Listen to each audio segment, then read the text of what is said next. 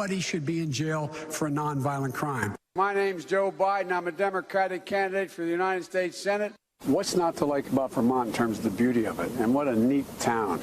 Play the radio. Make sure the television, make sure you have the record player on at night. Poor kids are just as bright and just as talented as white kids. We choose science over fiction. We choose truth over facts. Think about it. We hold these truths to be self-evident. All men and women created by you know the thing. 150 million people have been killed since 2007 when Bernie voted to exempt the gun manufacturers from liability. It would put 720 million women back in the workforce. You had people like you had people like the former chairman and leader of the party in Germany. Legs that turn blonde in the sun, and the kids used to come up and reach in the pool and rub my leg down so it was straight, and then watch the hair come back up again. They'd look at it. So I learned about roaches. I learned about kids jumping on my lap, and I've loved kids jumping on my trust. Like his strange hold on Defense Secretary Ash Carter's wife, Stephanie.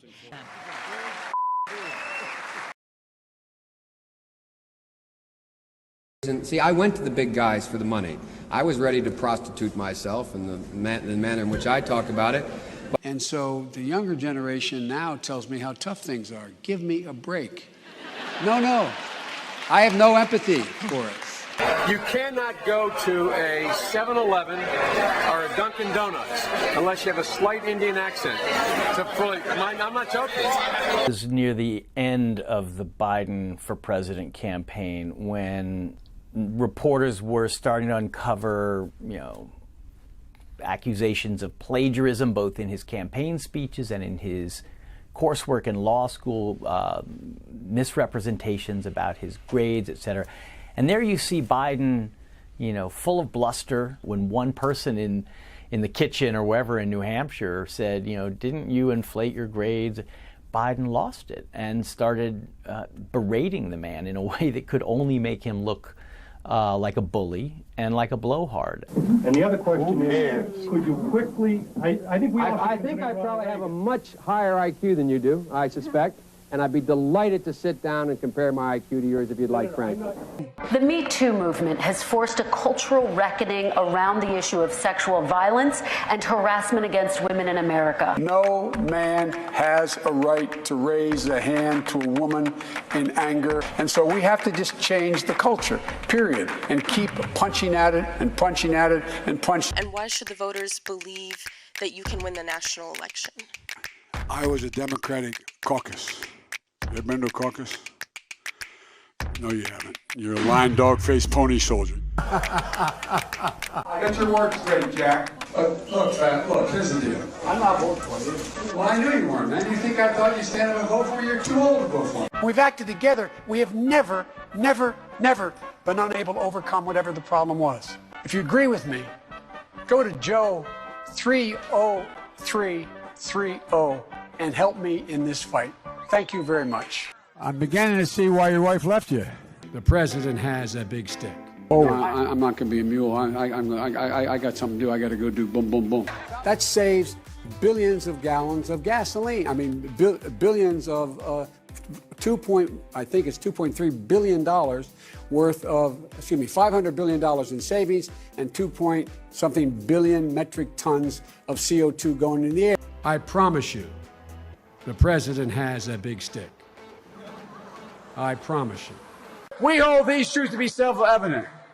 All men and women created you know the thing. We hold these truths to be self-evident. All men and women created you know the thing. Poor kids are just as bright and just as talented as white kids. I'm beginning to see why your wife left you. By this time next year, being called fat by Joe Biden may be a presidential honor. Well, yeah, you do, but look, fat, look, here's the deal. And don't think that I don't know that Joe here is an easy target. because I know he is. But that's not going to stop me from all the possible laughs he's going to bring me, and you guys, with this following video. So, Joe Biden is basically assured the Democratic nomination come this August. And you know what? Good for the Democrats. They've selected a nominee with no possible faults whatsoever. Yep, Joe Biden is so articulate, witty, and above all, he just seems all there. You know, because in this country, we need brain. The debates between Joe Biden and Donald Trump will be no contest for the former vice president. I'm prepared to say that I have a record of over 40 years and that I'm going to beat Joe Biden. No man has a right to raise a hand to a woman in anger. And so we have to just change the culture, period, and keep punching at it and punching at it and punching at it. Yeah, it's hard to think that the Joe Biden from 2020 is the same man who pulled off a fairly above-average performance in a debate against Paul Ryan in 2012. With all due respect, that's a bunch of malarkey. And why is that so? Because not a single thing he said is accurate. First of all, be specific. I will be very specific. Number one, this lecture on embassy security. The congressman here cut embassy security in his budget by $300 million below what we asked for. Number one. So much for the embassy security piece. Number two, Governor Romney, before he knew the facts, before he even knew that our ambassador was killed, he was out making a political statement which was panned by the media around the world. Now this is a Joe Biden the Dems would love to have. I mean, hell. The Morning Consult stated in an article that 1 in 4 Democrats want a different nominee. However, support for that does come due to the most vocal younger demographic of Sanders voters. The truth of the matter is that most Democrats are ride or die when it comes to Joe Biden. And that may prove to be catastrophic as the election heads into high gear during the fall season. There are many fumbles with Joe Biden. It presents itself at times when he gets sidetracked talking about his hairy legs or his enemy, Corn Pop. And Corn Pop was a bad dude. And he ran a bunch of bad boys. And to get hot, I got hairy legs that turn blonde in the sun. And the kids used to come up and reach in the pool and rub my leg down so it was straight and then watch the hair come back up again. Or when he starts to fumble and mess up his words. Well, folks, eliminate one tax loophole out of $1.6 trillion worth. $1.4 trillion worth. Out of $1.4 billion. It's hard to even say it, it's so much. And by the way, it's cost a lot of money. It cost about $740 billion over 10 years. However, it may be interesting to note that Joe Biden does indeed have a stutter. When I was a kid, I talk like that. And some of you smile. And I still occasionally, when I find myself really tired, catch myself saying something like that. It has nothing to do with your intelligence quotient. It has nothing to do with your intellectual makeup. It has something to do with going back a long time relating to, I think part of it is confidence. This leads to a debate on whether or not Joe Biden is actually all there. That maybe his stuttering, which seemed virtually non-existent in his prior years, has either returned full force, or he may be undergoing hints of dementia or other diseases that hit the individual as they grow older and older. You're gonna have travel bans. You're gonna not be able to have economic intercourse around the world. There's a lot. Look. The case for Joe's mishaps are deemed as one of the most vulnerable negatives of him as a nominee, and although I do wish this image were real, reality has proven to be stranger than fiction. The most hardcore of Joe supporters are quick to defend him in his missteps. Joe Biden! Yeah, yeah! Joe Biden! Yeah, yeah! Joe Biden! Biden's back! All right! I mean, this article by The Independent demanding people to stop saying that Joe Biden has dementia literally starts off by saying that Joe Biden is a lovable gaffe machine. The author goes on to state that these negatives relating to him are endearing rather than disqualifying. Wait, what?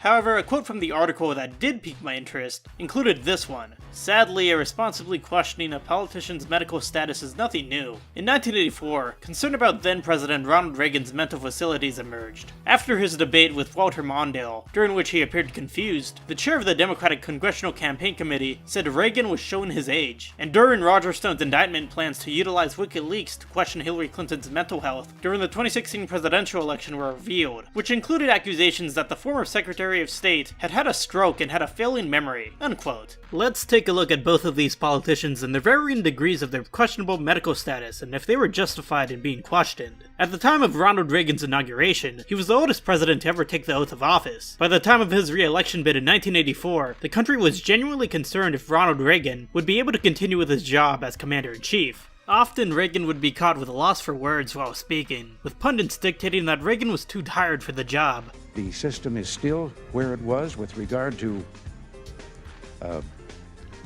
the progressivity, as I've said. Following this debate performance, Ronald Reagan started to slip in the polls. However, during the next debate, he made a comeback. Nevertheless, Reagan's charisma and the state of the United States economy managed to guide him into an easy victory in 1984 against Walter Mondale. I think that's just been arranged.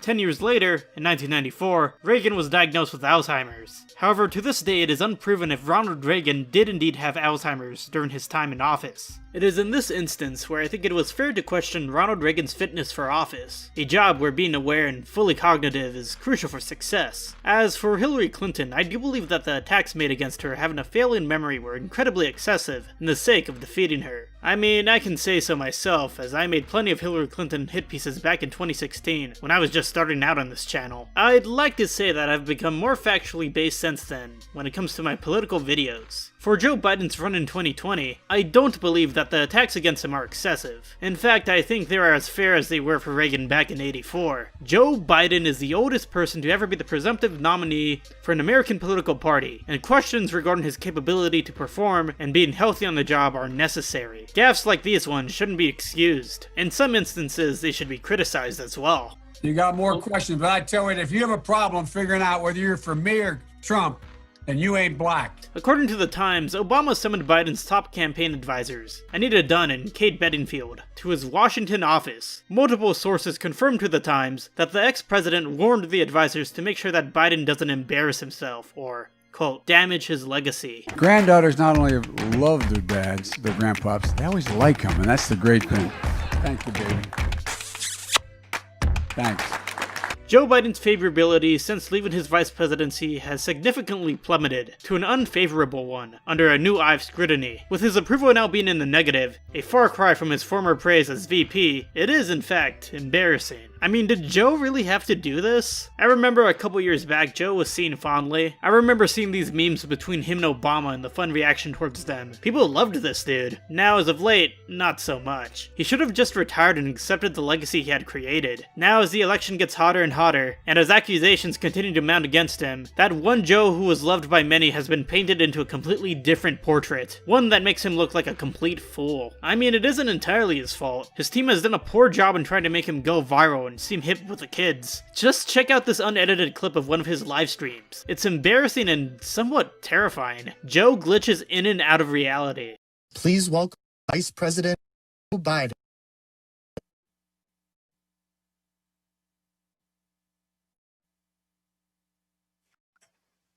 Introduce me. Am I on? It makes me wonder what the debates have in store for Joe. As we remember, Trump tackles and bullies his opponents on stage without mercy. Will Joe retort against Trump using the anger he usually presents when criticized? Or will he be advised to take a calm approach similar to that of Hillary Clinton whenever Trump tries to get under his skin? And if it's the latter, do you guys really think Joe Biden will have enough self-control to not get frustrated by Trump constantly talking over him and belittling him? I can already imagine Trump calling him Sleepy Joe live on the debate stage, along with a slew of other insults. Love it or hate it, it's going to be a sight to see. Anyways, Joe's VP pick may be critical to him winning this November due to his age. For his sake, let's hope it's a good one. Oh, please, Mother of God, no. They're going to have to damage control Joe so much. We choose truth over facts. I've been Zeepster, and make sure to share and subscribe. I'll see you again soon enough.